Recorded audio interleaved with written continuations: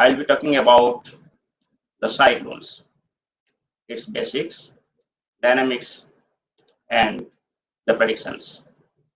I hope this webinar series is very useful to our academicians, students, research buddies, and overall the general public.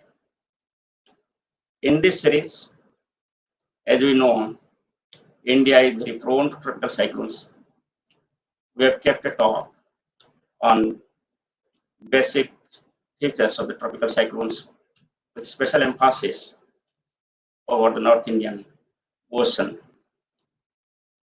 We will now proceed towards the presentation on cyclone, basics, dynamics, and the prediction.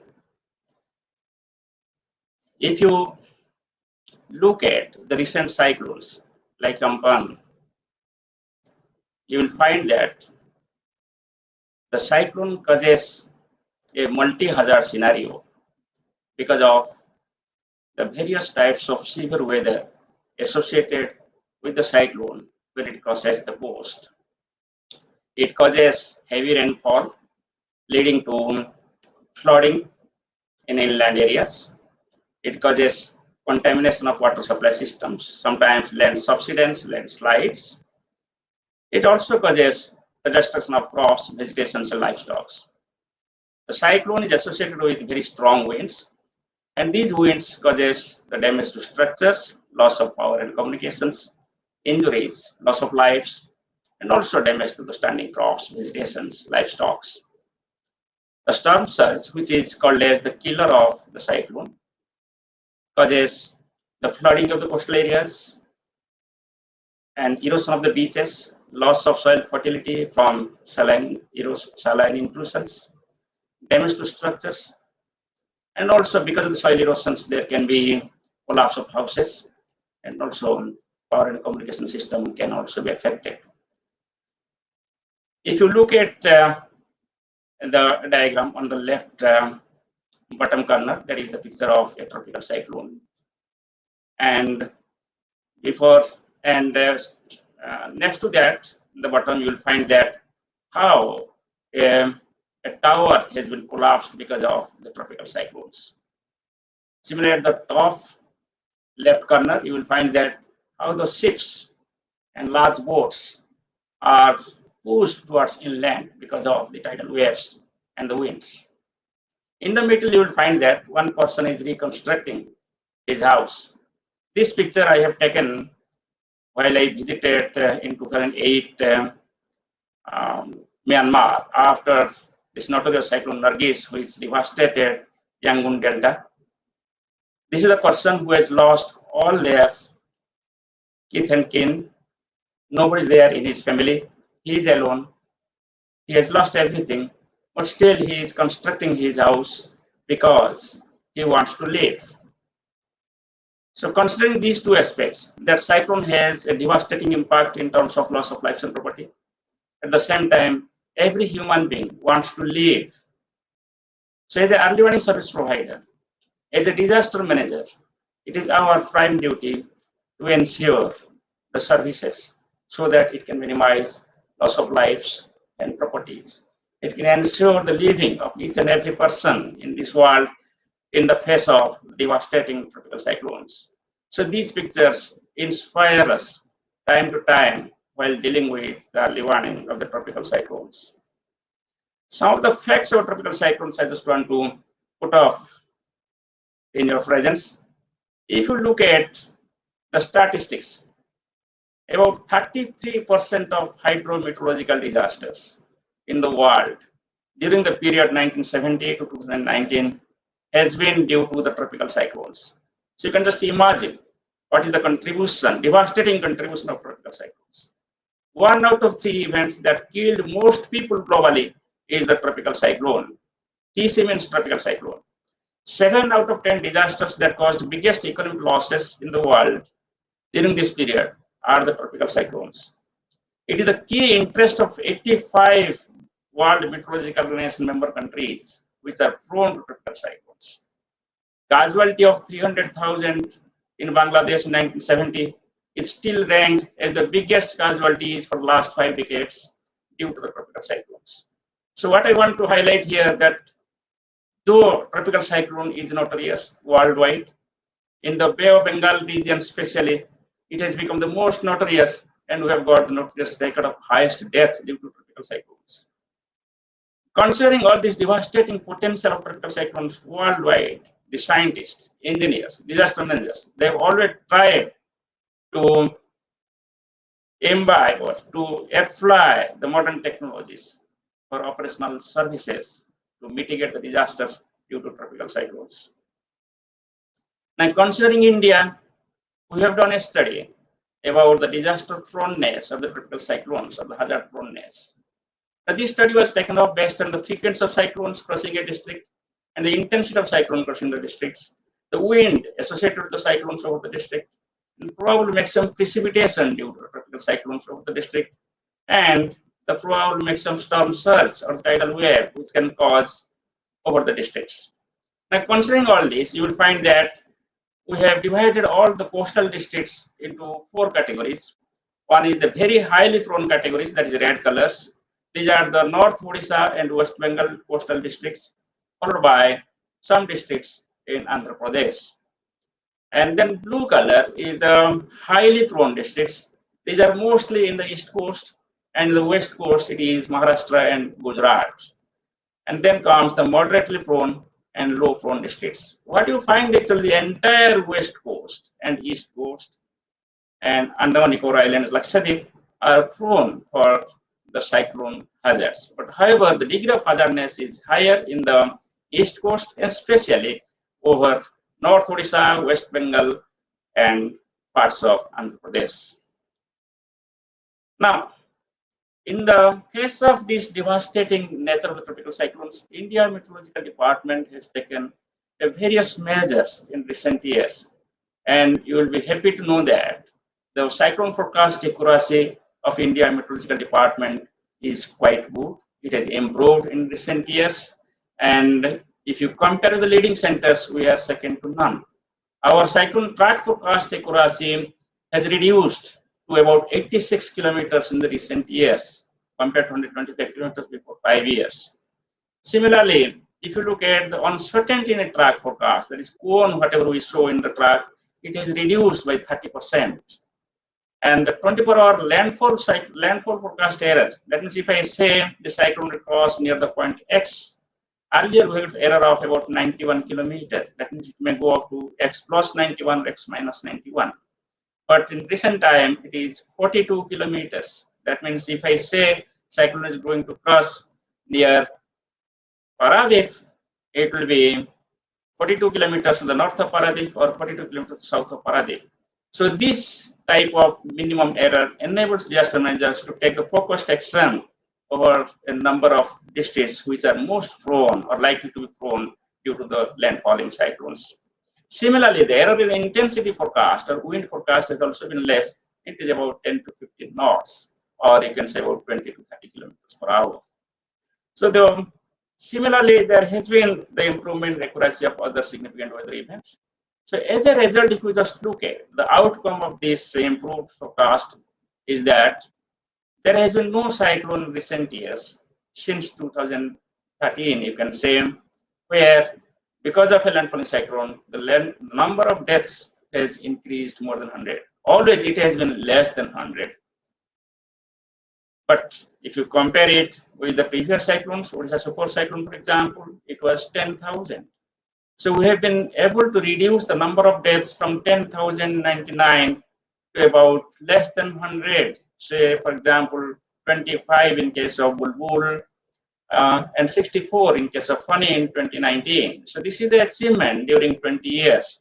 And this has been possible because of the combined effort of all the agencies at the state and central level, apart from early warning service providers as India Meteorological Department and Ministry of Earth Sciences. So you may ask, how did it happen actually? What was the game changer? Is it Odisha super cyclone which caused death of 10,000 human losses? Yes. After the death of 10,000 people because Odisha super cyclone. There was hue and cry worldwide and also in our country. There was demand, there was opinion from the media and general public that it was a scientific failure. Thereafter, a number of initiatives were taken at state and central level, including Minister for Earth Sciences and National Disaster Management Authority. National Cyclone Risk Mitigation Project was taken off in 2005, and Modernization Program IMD was taken up in 2007. Under this Modernization Program of India Meteorological Department, cyclone warning system was improved, and results started coming out because of the improved system from 2009 onwards. During this Modernization Program of Cyclone Warning System and Modernization Program of IMD, all aspects of cyclone warning systems, including monitoring, analysis, forecasting, modeling, warning products generation, and dissemination, were addressed in an integrated manner. Now, with this background, if you just look at what a cyclone is, a cyclone is a low pressure system. It develops from a low pressure area where wind rotates anti-clockwise in northern hemisphere and clockwise in southern hemisphere with a minimum sustained wind speed of 34 knots or 62 kilometers per hour. World Meteorological Organization has defined it as a tropical cyclone, which has got different names like hurricanes and typhoons. It is a synoptic scale system. That means it is a size of about 100 kilometers to 1,000 kilometers. It is a non-frontal system. That means there is no gradient of temperature in the area where the cyclone occurs or cyclone develops. The frontal systems like warm front, cold fronts, they develop over the mid-latitude, affecting Europe and USA, etc. And these tropical cyclones develop over the subtropical waters. The tropical cyclone is an organized convection. You will find that the convective clouds in a tropical cyclones are organized. It takes a shape. Sometimes you can find out the eye of the cyclone. It is a complete structure. Sometimes people compare the shape of the cyclone with the emblem of the Darshan. Sometimes people compare it with the Milky Way, our galaxy. And sometimes the people compare it with the child in the mother's womb or Kamashev. So, however, qualitatively, it is a synoptic scale system with a size of 100 to 1,000 kilometers. It is a tropical system. It is a non-frontal system. It develops over the tropical waters, and it has got a definite cyclonic surface wind and organized convection. Quantitatively, it is defined as a low pressure system where wind rotates anti-clockwise with a speed of about 34 knots or 62 kilometers per hour in northern hemisphere. In southern hemisphere, it rotates clockwise. These tropical cyclones have got different names. Mechanism is same, but it is having the different names. For Western Pacific, these are called as typhoons. In Australia, it is called as Willy Willy. In Mexico, they call it Goranjo. Philippines, Mejias. Indian seas, we call it cyclones. Atlantic and Eastern Pacific, they call it as hurricanes. Now, if you just look at the structure of the tropical cyclones, you will find that it has got a horizontal size of about 100 to 1,000 kilometers. Vertically, it can extend up to 10 to 15 kilometers. So it is such a giant system. It has got a wind speed. It can go up to 300 kilometers per hour. And this cyclone moves at an average rate of 300 kilometers per day. So people get confused between the movement and the wind speed associated. The wind speed associated is the wind which is rotating around the center of the cyclone. And the movement of the cyclone is the rate at which the cyclone is moving from one place to other place. Now, if you just look at this particular cyclone, you will find that it has got 4 parts. At the center, there is a circular area which looks like blue, and this is called as eye of the cyclone. The blue area stands for the clear sky. That's there is no convective cloud, very limited clouds. If it is daytime, if eye is there in your area, you can see the sunlight. If it is nighttime, you can see the stars. Around the eye, there is a very deep convective cloud, just like a wall surrounding the eye. That is called as eye wall or wall cloud region. This wall cloud region is about 20 to 100 kilometers width. It is the most disastrous region. There you can have the maximum wind, maximum rainfall. and maximum devastation takes place in that area. Pressure gradient is maximum, temperature gradient is also maximum there. So therefore you get heaviest precipitation and strongest wind in this wall cloud region. Whereas in the eye region, you will have the calm wind and the clear sky. So if you can manage to move along the eye, then you will be safe if you are associated with the cyclone. But it is very difficult to move along the eye because eye is so small. Cyclone shows some kind of sometimes zigzag motions. So therefore, the area where eye passes, you will find that at first there will be the front part of the wall cloud region, and again there will be limited period, calm wind and clear sky conditions. Thereafter, the rear part of the cyclone will come. There will be again devastating winds and rainfall. So therefore, the area where eye passes, that area experiences the most disastrous weather because of the heavy rain, wind, and storm surges, as the cyclone is encountered by the wall cloud region twice over that region.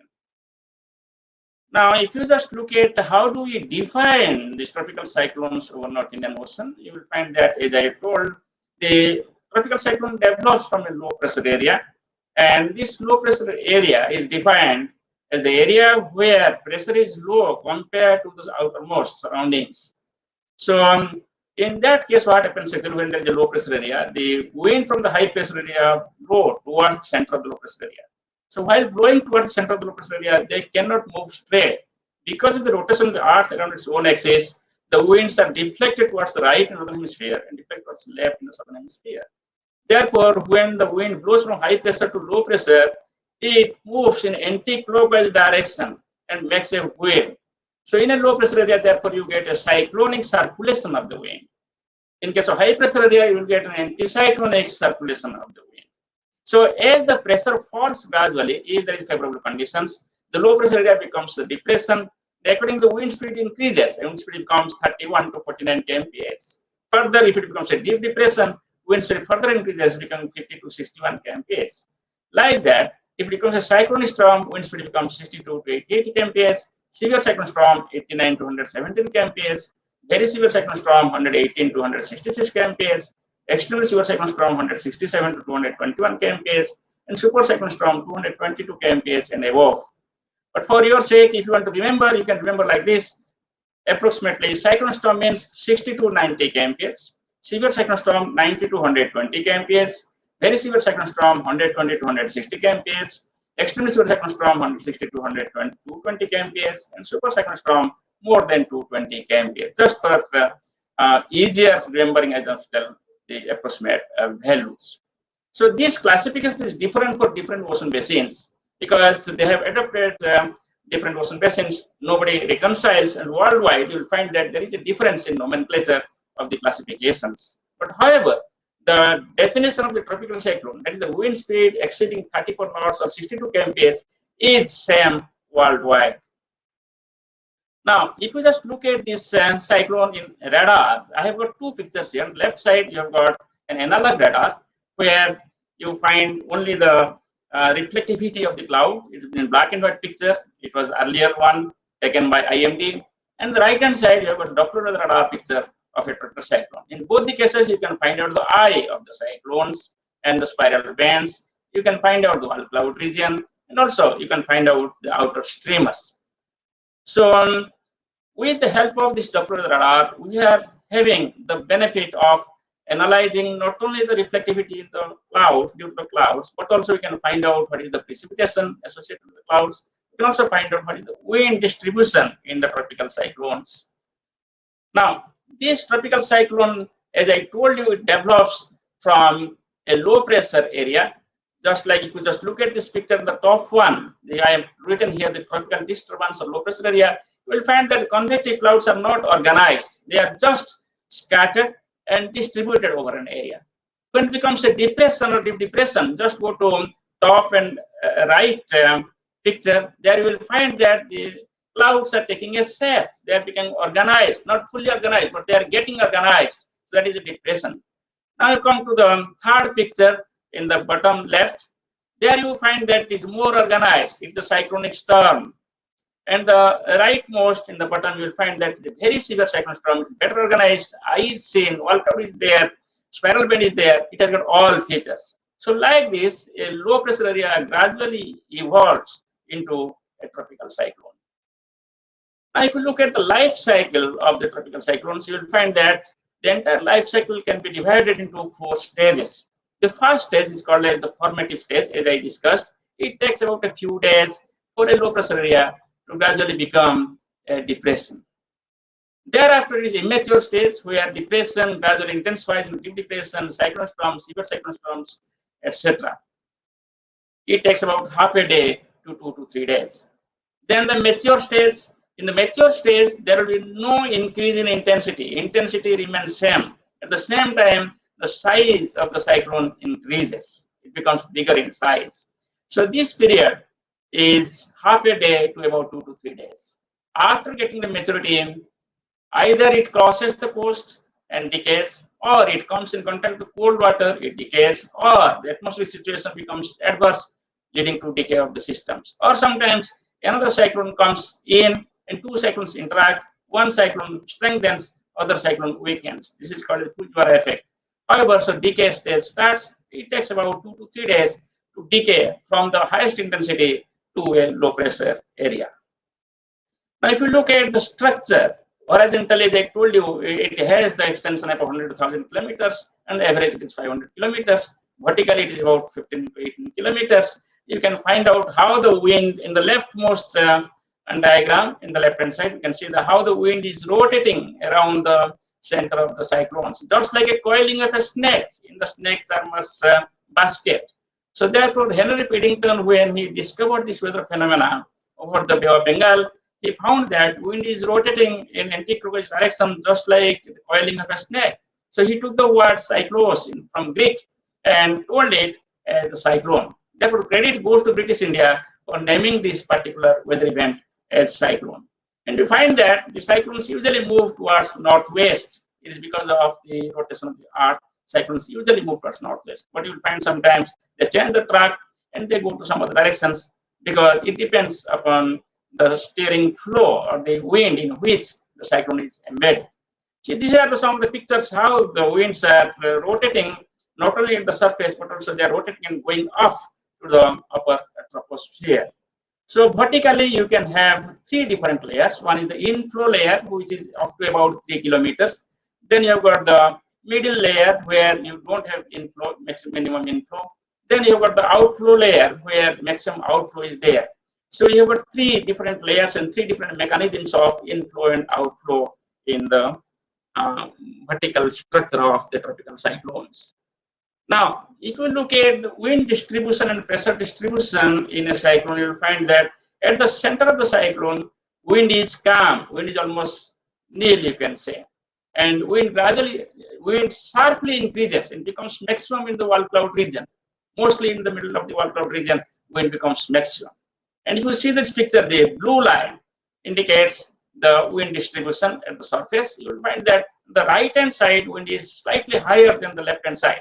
Therefore, when the cyclone crosses the coast, the right hand side of the track experiences more winds and hence the more storm surge and more devastation as compared to the left hand side. The red line is the pressure. You will find that pressure is lowest at the center and pressure gradually increases as you go away from the center. Now, this is the wind distribution on the left-hand side around the center of the cyclone. You find that wind is not maximum at the surface. Wind is maximum at the top of the boundary layer. About, say, 1 kilometer, 1.5 kilometer, wind is maximum. And thereafter, if you go off, wind gradually decreases. Similarly, horizontally, wind gradually decreases as you go away from the cloud region towards the outermost layer. Considering the temperature distribution in a tropical cyclone, you will find that it is warmest at about a height of about 10 kilometers or 300 hectopascal. The cyclone is a warm core system. Entire central system is warm. The eye is warmer compared to the surroundings. Warmer the eye, stronger is the system. And maximum warming takes place at 300 hectopascal or at 10 kilometers. Sometimes, apart from the single eye, what we discussed so far, you will find that there will be double eye. In this picture on the right hand side, you can find that there is an inner eye. Surrounding that, there is a black ring that is called the inner eye wall. Thereafter, you find that there is a white area that is called as the outer eye, and after the outer eye, you will find again another cloud, that is dark area, that is black area surrounding, that is called as the outer eye wall. So that means sometimes you will get the double eye wall structure of the tropical cyclones. Recently in Odisha Super Cyclone 99, we have got double eye wall structure. In Cyclone Phylline also, we have got the double eye wall structure. So when this double eye wall structure is noticed, it is sure that system is intensifying, and maximum intensity occurs at that time when double eye wall structure is well defined. After that, what happens actually, because of the double eye wall, the air from the outer side cannot venture to go into the inner eye region. Therefore, gradually inner eye and inner eye wall region gets cut off from supply of moist air from the surrounding. As a result, the inner eye wall gradually disrupts or collapses, and the inner eye merges with the outer eye. So therefore, it becomes a bigger eye. So that is indication that when this process takes place, that means collapsing of the inner eye wall and merging of inner eye with the outer eye becomes bigger, single eye. In that process, the cyclone weakens. So after that, again, if it is in the favorable conditions, it can further intensify, and you can have further intensification of cyclones. So what you find actually, there is a cyclic process during the formation of the double eye. It is a first single eye. From the single eye, you are going for the double eye structure, that is intensification. And once you have double eye structure, the maturity takes place. Then after that, the double eye structure, the inner eye collapses, and the inner eye wall collapses, and inner eye merges with the outer eye, and single eye forms. This entire cycle is called as the eye wall replacement cycle. While the first half of the inner eye wall replacement cycle, you have got the intensification of the system. In the second half, you have got the weakening of the system. Now people sometimes ask, what is the difference between tropical cyclones and extratropical cyclones? If you look at the tropical cyclones are the atmospheric disturbances which mainly occur because of the latent heat released because of the condensation of the convective clouds at the upper troposphere, say 500 to 300 SPA. Whereas the mid-latitude or extratropical cyclones extract their energy from the horizontal gradient of temperatures. Say, for example, if you ask me what is the temperature difference between say Sri Lanka coast and Bengal coast, West Bengal coast, hardly you will find a difference of 1 to 2 degrees.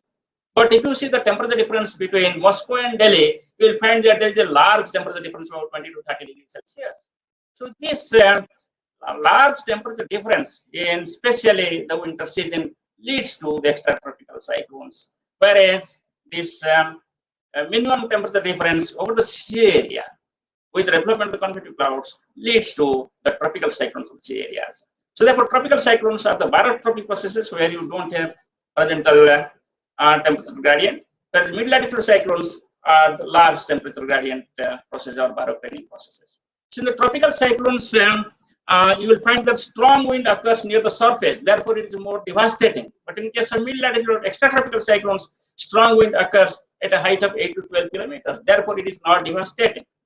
The tropical cyclones are warm core systems, whereas mid-latitude cyclones are cold core systems. So there are two imageries. Right hand side is the tropical cyclone, left hand side is the extratropical cyclones. And similarly, people also ask what is the difference between tropical cyclone and tornado.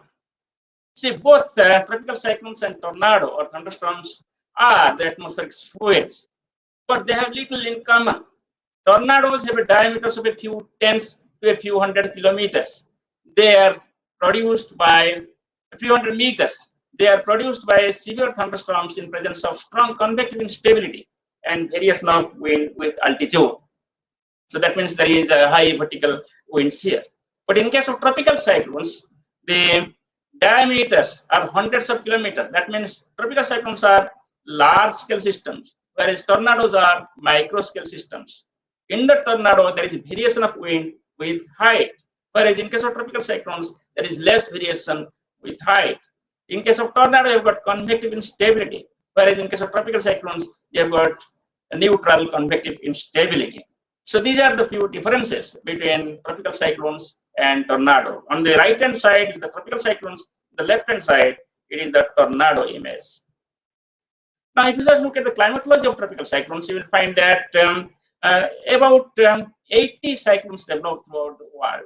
Out of 80, we have got about 5 cyclones in a year. That means North Indian Ocean, including Bay of Bengal, Arabian Sea, do not experience many cyclones. It's only 7% of the total number of cyclones in the world. But however, if you just look at number of deaths, you will find that it has been notorious for the highest number of deaths. Of course, fortunately, and with the various initiatives taken by the government of India, including Minister of Earth Sciences, the number of deaths have been reduced in recent years. And out of 5 cyclones, we have got 3 severe cyclones. Similarly, in the entire ocean basins of the world, out of 80 cyclones, we get about 35 to 40 severe cyclones. The Northwest Pacific is the most prone for tropical cyclones, then followed by the North Atlantic. Now, if you look at North Indian Ocean here, Bay of Bengal is more prone for tropical cyclones compared to Arabian Sea. Out of 5 cyclones, usually we get 4 over Bay of Bengal, 1 over Arabian Sea. Again, unlike other ocean basins, our ocean basin shows bimodal character. That means we have got 2 cyclone seasons. One is April, May, June. Other one is October, November, December. Considering months, you will find that May and November are the most prone months for the tropical cyclones. If you compare Arabian Sea and Bay of Bengal, tropical cyclones of Bay of Bengal are more disastrous. It is mainly because of the bathymetry of this coast. The storm surges can be expected higher over the Bay of Bengal region, especially in the North Bay of Bengal, including North Odisha, West Bengal, and Bangladesh. Now, if we just look at what are the parameters which govern the genesis of the tropical cyclones, you will find that the tropical cyclones usually develop because of the 6 parameters. Out of 6 parameters, 3 are thermal parameters like ocean thermal energy, relative humidity, and instability in the atmosphere. And 3 are dynamical parameters like Coriolis force, then low level relative verticity, then inverse of tropospheric vertical wind shear. That means if you have got higher ocean thermal energy or higher sea surface temperature, you can just look at the right side diagram, then it becomes more favorable. So this is the energy trapped in the upper part of the ocean. If it is more warm and more energy is there, it will help in genesis and intensification of cyclones. The Coriolis force, just right side diagram, if you just look at, you will find that the cyclones do not develop near the equator. Usually it develops to the north of 3° north, and maximum it occurs in the tropical belt. Towards the extratropics, also you will not have the cyclones because of the colder sea and other unfavorable conditions. So therefore, basically, you will find that near about 15° north in both the hemispheres, the number of tropical cyclones genesis is a maximum. And as the latitude increases, Coriolis force becomes favorable for genesis of tropical cyclones, but not near the equator. Minimum Coriolis force is required for development of tropical cyclones, which is not available near the equator. Similarly, the relative vorticity. Vorticity is nothing but a measure of the rotation around its own axis. So if you have got a cyclonic vorticity, that means it has got the capacity to rotate around its own axis in anti-clockwise direction, it helps the genesis of the tropical cyclones. The third one is the vertical wind shear. It is the difference of wind in the lower level and the upper level. If the difference of wind in lower level and upper level are less, it becomes favorable for genesis of tropical cyclones. If difference of wind between lower level and upper level is high, it becomes unfavorable for genesis of tropical cyclones. So these are the same thing. I just wanted to show you in one diagram in the cyclones, which are the forces which is working. You have got all these forces working together for genesis and intensification of the tropical cyclones. Okay. So what you find actually, the cyclones are developing over the sea surface, and over the sea surface we have got very limited data. So therefore, the tropical cyclone monitoring basically depends heavily on the ocean observations. And these ocean observations are taken off in 2 ways: direct ways by putting up the buoys and SCATSAT, etc., ships, and indirect way is the measurement with the help of the satellites like SCATSAT and also with the geostationary satellites. Now, if you look at the movement of the tropical cyclones, I used to say that the tropical cyclone is just like a cork in the ocean. If you just throw a cork in the ocean, that cork will float and will move in the direction in which the ocean current is. Similarly, in the atmosphere, the cyclone will move in the direction where the wind is blowing. That means the column of the atmosphere in which cyclone is embedded. You can see in the diagram at the top. The column of the atmosphere in which the cyclone is embedded, that decides the movement of the cyclones. If wind is blowing from east to west, then cyclone has to move from east to west. But this wind has to be decided in the entire column in which the atmosphere, in which the cyclone is embedded. But apart from that, there are other factors also which determine the movement of the systems. For example, the beta effect. Beta effect is nothing but the rotation of the Earth around its own axis. This rotation itself leads to north-westward movement of the cyclones. But there can be influence of the environment, as I explained you about the atmosphere in which cyclone is embedded. But sometimes there will be trochoidal motion, zigzag motion of the cyclones. And sometimes the two cyclones can interact with each other. So if one cyclone is moving towards north, other will move towards the south. That is called as Fujiwara effect. So at the same time also there are other parameters which influence the movement of the cyclone. Similarly, the intensity, if we just look at, actually since the cyclone is developing over the sea surface, intensity estimation is also difficult because of the lack of data. So therefore, it is very difficult to find out or assess the initial condition of the cyclones. But however, with the advent of the satellites, the advent of the buoys, ships, etc., we have been able to have the realistic estimates of intensity in recent years, and hence the better intensity forecast also. So if we just look at, there are various forces acting in the cyclone. For example, in different layers of the atmosphere, there are clouds, so there will be cloud-like interactions. So there will be the cyclone structure is called storm scale interactions. And there will be environmental structure. In the environment, there will be upper level winds, there will be drier intrusions, there will be wind shear. There are many factors, environmental factors. So all these atmospheric and oceanic environment factors, they determine the intensity. And also the storm scale forces like the eye walls, spiral bands, etc., they also determine the intensity. And also the interaction within the cloud itself, the convective scale interaction, also determine the intensity. Therefore, sometimes you will find worldwide that intensity is too hard for the forecasters to provide the forecast. But however, over the years, there has been improvement, but still worldwide, we have to go a mile further to improve the intensity forecast.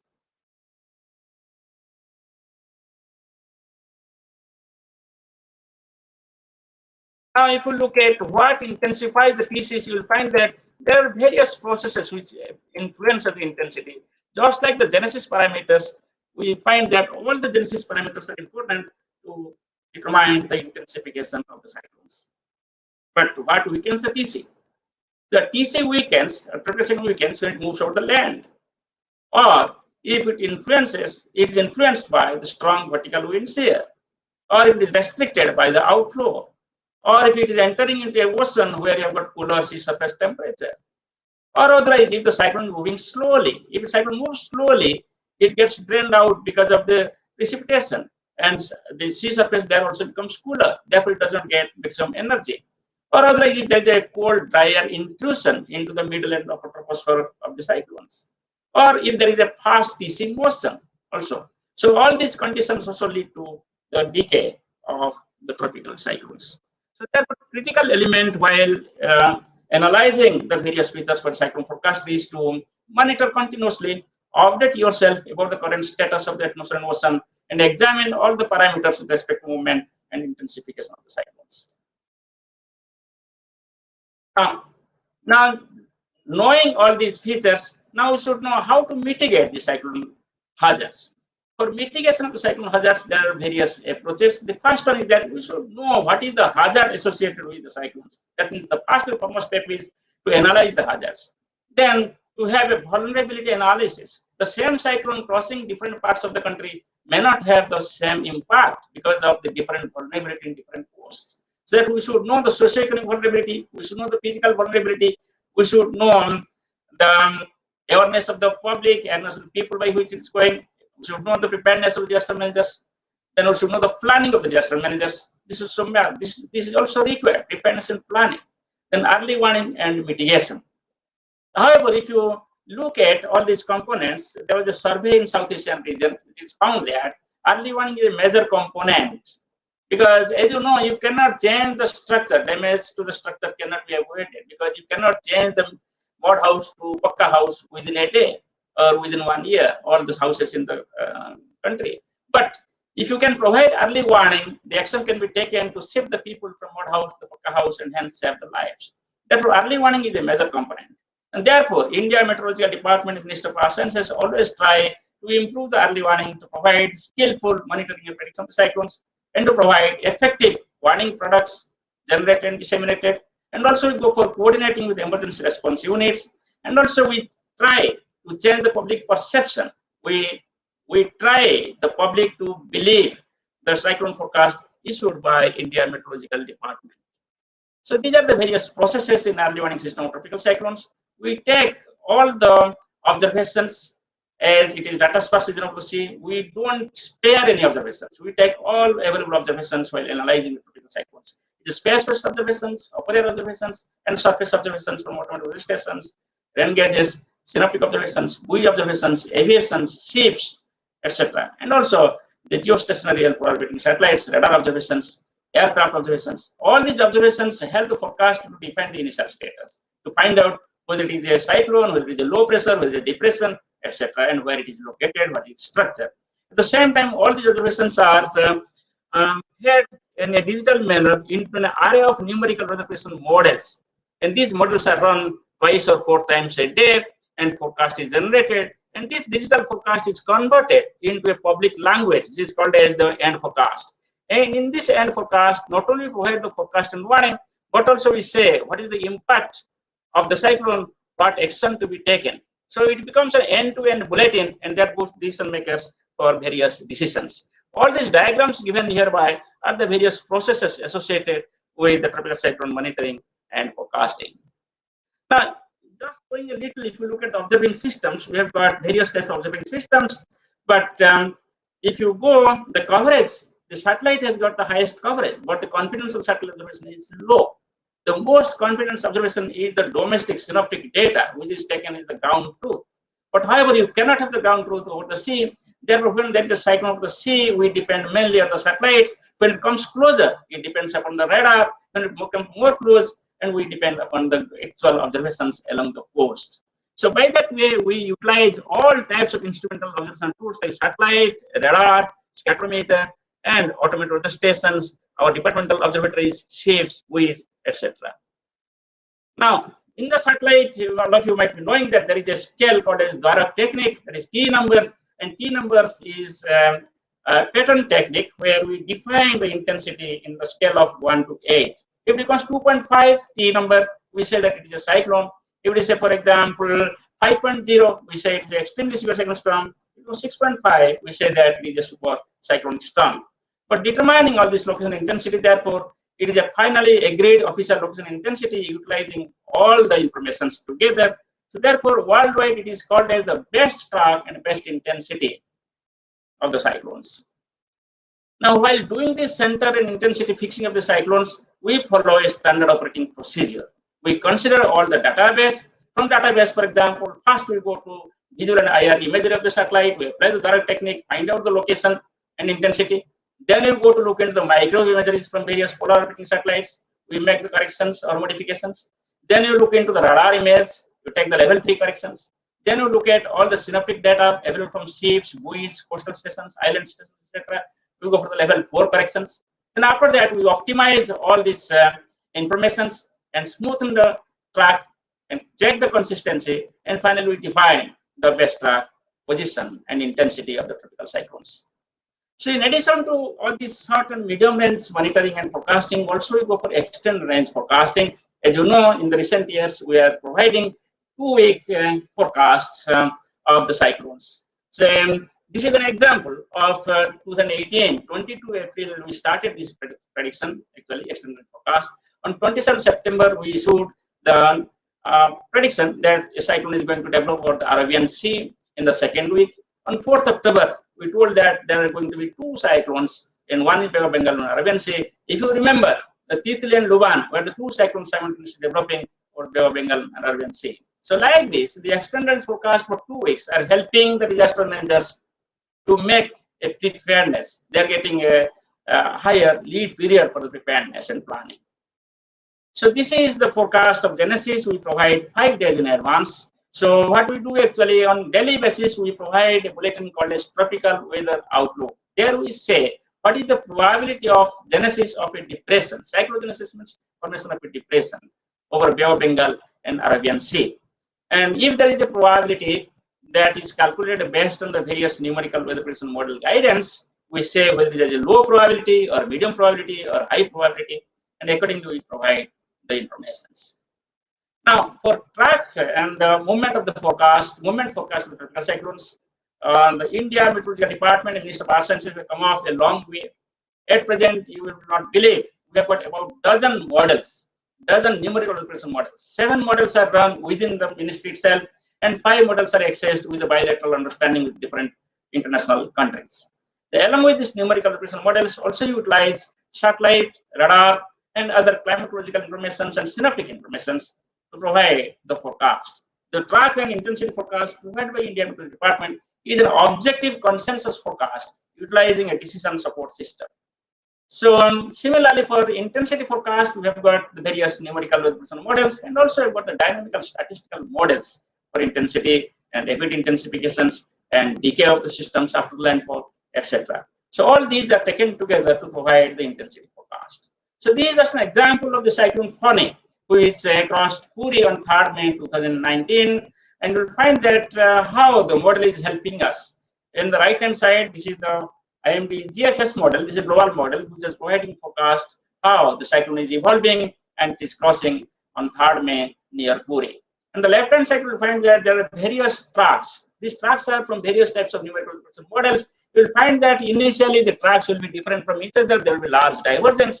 Gradually, as you come closer, the tracks become consistent, they become closer to each other, and hence the confidence increases. So all these multimodal ensembles and single model ensembles are utilized to develop a consensus forecast of the track and intensity.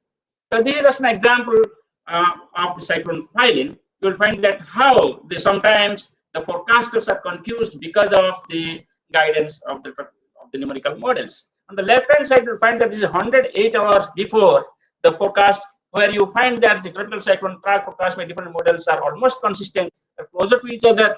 On the other hand, 84 hours before, you find that the tropical cyclone track forecast for the same cyclone is becoming scattered. So that means there is low confidence among the models now as you move from 108 hours to 84-hour forecast. But however, here comes the knowledge, experience, and expertise of the forecaster, and that objective comes subjective decision-making process. And finally, if you remember, for the filing 5 days ahead, we told it to cross Gopalpur, and it crossed Gopalpur also. So therefore, I will say that the tropical cyclone forecasting, it is a man and machine interaction. The objective consensus derived from numerical weather prediction models are modulated by the subjective consensus derived from the exchange of knowledge, experience, and expertise of the cyclone forecasters on real time. So this is another example. You can find that you have got 2 tracks moving towards Andhra Pradesh and 4 to 5 tracks moving towards Odisha. Now the point comes whether to go for Andhra Pradesh. To solve these problems, we came up with the ensemble prediction systems. If you put ensemble prediction system, what you find actually hardly any member of the ensemble is moving towards Andhra Pradesh. All are moving towards Odisha. So this is the advantage of ensemble prediction system compared to single model, which can be utilized to provide most probable track and intensity forecast. So finally, utilizing all these, we provide the forecast. This is the example of the cyclone Fani, which was crossing Puri. We provided forecast continuously for Odisha coast from 29th onwards. We told that it's moving to Puri. And as a result, action was taken by the concerned state and central government agencies, and number of deaths was minimized. So you can hardly find that black line and red line differing from each other. The red line is the forecast line, and black line is the actual track of the cyclones. What you find actually, the forecast track has been very consistent, and the forecast track has been almost same as the actual track, enabling the disaster managers to have the confidence on the forecast and utilize it for evacuation and other measures to minimize loss of lives and properties. Now, coming to the disastrous weather associated with the tropical cyclones, you will find that, as I told in the beginning, we have got the heavy rainfall, gale wind, and storm surge. The storm surge occurs on the right-hand side of the tropical cyclones, as you can see from this diagram. And if you look at India coast, you'll find that there are 3 specific belts. One is the North Odisha, West Bengal area, where you get the maximum storm surge. Storm surge is nothing but the abnormal rise in sea level because of the approaching cyclones near the coast. It's just the tidal wave above the astronomical tide. There is a notorious record of 13 meters of storm surge over Hooghly River on 7 October 1737. In Odisha super cyclone, it was about 5 to 6 meters above the astronomical tide. In the recent cyclone Amphan, it was 4 to 5 meters over south and north 24 districts of the West Bengal. The second flown area you can find out in the central part of Andhra Pradesh, near about Machilipatnam, where also you get maximum storm surges. And third one is near about the Pamban area, and that also in Tamil Nadu coast you get more amount of storm surges.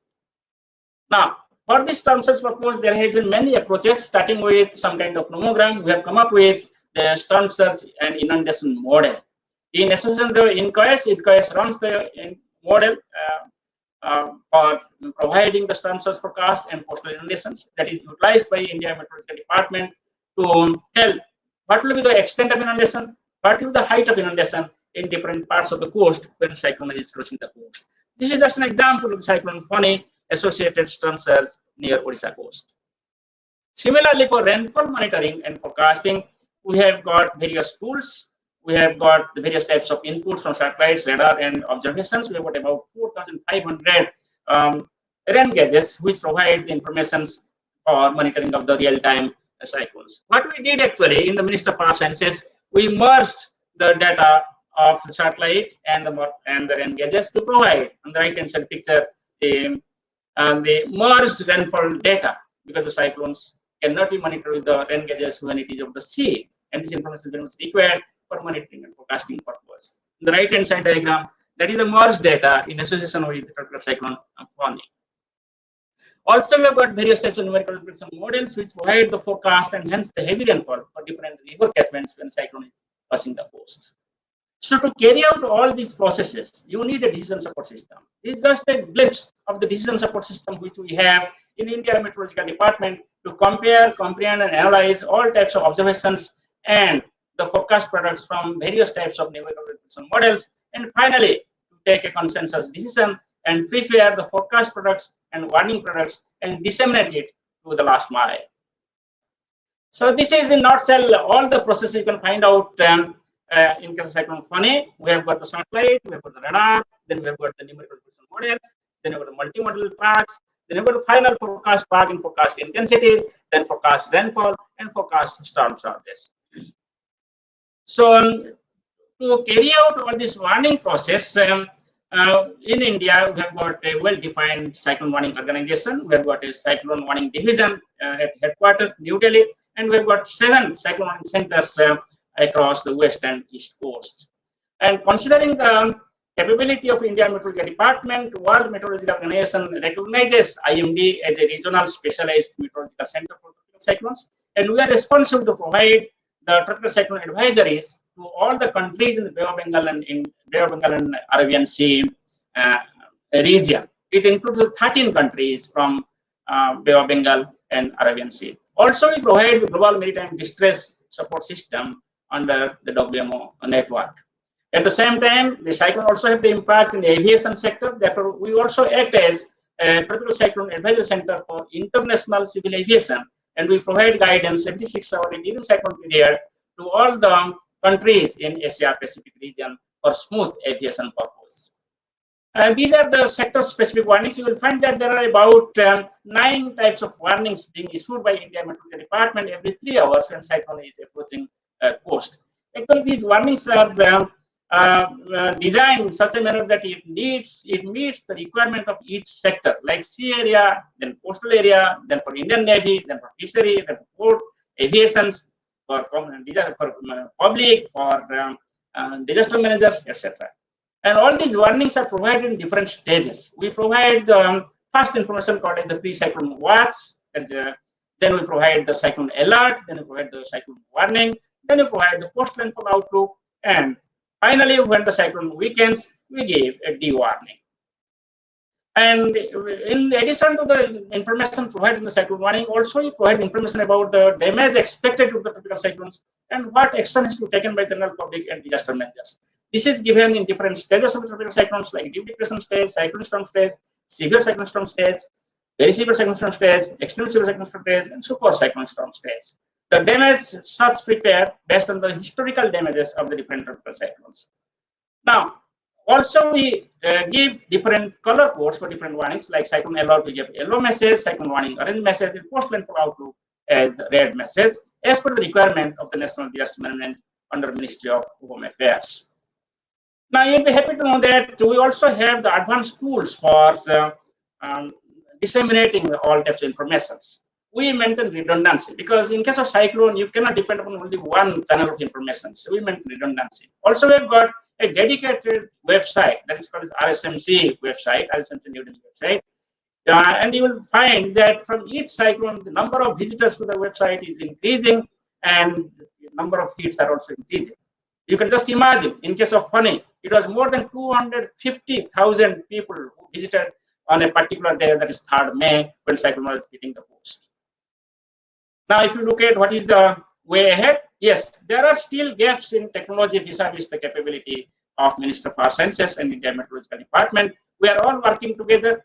The product, whatever you see today, it has been possible because of the cohesive approach by all the constituents of Minister for Sciences, including India Meteorological Department, Indian National Center for Ocean Influence Services, Indian Institute of Tropical Meteorology, National Center for Marine and Weather Forecasting, National Institute of Ocean Technology, and many others. And also, there has been some effort by the many academic and R&D institutes within the country and outside under various umbrella schemes. So as a result, we have come up with this development, but still there are certain gaps with respect to the scientific understanding, with respect to, for example, detailed structure and dynamics of tropical cyclones, interaction between cyclone, ocean and surrounding environment, internal physical and dynamical processes in the clouds. It is basically because we don't have the aircraft reconnaissance in this region. So therefore, we don't know actually what are the processes being carried out within the cloud itself or within the wall cloud region itself. So gap in observational modeling systems of forecasting the high spatial resolutions. There is also scope. We have come up with the resolution of 12 kilometers in global models and 3 kilometers in the regional model, but there is still scope to improve the resolution of the model and the physics of the model based on the observational schemes, enhanced observational scheme. So there is also scope to improve the forecast skills. We have come up a long way. We are now second to none in terms of forecast accuracy, but still we have kept a target that by 2030, we will have the landfall forecast error of about 30 kilometers, which is currently about 45 kilometers. So MOES is continuously upgrading its plan and strategy for all the above. Each and every cyclone is documented and it is published in the website. It is circulated to disaster managers. It is given to general public and media. We also learn lessons from each and every cyclone and past cyclones. All these lessons are documented and these are addressed for the next cyclones. So by that way, India Meteorology Department and Ministry of Sciences is moving from step to step, from one cyclone to the other, with improved monitoring, improved modeling, improved forecasting, and improved early warning services. So this is one of the important targets in the next 5 years, that we will go for impact-based forecasting from static to dynamic. For this purpose, we have to integrate the information hazard, especially cartographic, geological, hydrometeorological, and geospatial data, vector, and raster. We have to go for exposure informations like GIS and geospatial infrastructure, settlements, and land use. Then vulnerability assessment with statistical sensors and survey data. And then finally, we'll find out the value at risk considering the impact. So to do that, already NDMA has taken the project called as National Cyclone Risk Mitigation Project, where IMD is also involved and all state governments in the coast are also involved. A dynamical impact-based forecast early warning services scheme is being adopted, and I'm sure in next 1 or 2 years, we will have a dynamical impact-based forecast and risk-based warning in case of the cyclones and other severe weather events. Thank you very much for listening me with patience.